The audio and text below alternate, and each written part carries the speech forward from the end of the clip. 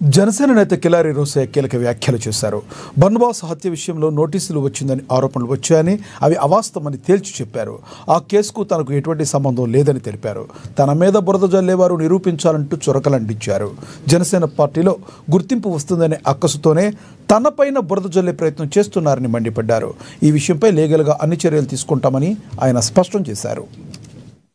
రాత్రి వివిధ ఛానల్స్లో పొన్నూరులో జరిగిన బర్నబాస్ అనే ఒక హత్య కేసులో నాకు సిఐడి వారు నోటీసులు ఇచ్చారు, హాజరుగా రమ్మన్నారని చెప్పారని ట్రోల్స్ వచ్చినాయి.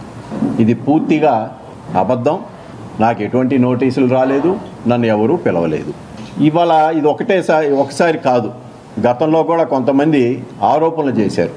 ఏదైతే గతంలో బర్నబాస్ అనేవారు హత్య కాబట్టారో ఆ హత్య చేసిన వాళ్ళందరిని కూడా పోలీసులు పట్టుకోవటం, వాళ్ళు విచారణలో కూడా ఉన్నారు, కేసు కూడా జరుగుతూ ఉంది. ఎక్కడా కూడా నా ప్రమేయం లేదని ఆ రోజు చెప్పాను, నేను ఎమ్మెల్యేగా ఉన్నప్పుడు చెప్పాను, ఈరోజు చెప్తా ఉన్నాను, మధ్యలో కూడా చెప్పాను.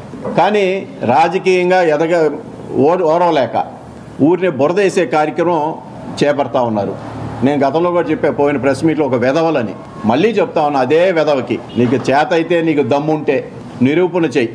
ఎక్కడా కూడా ఎటువంటి సందర్భంలో కూడా ఎక్కడా కూడా నా ప్రమేయం అనేది లేదు. ఇది పొన్నూరు పట్టణ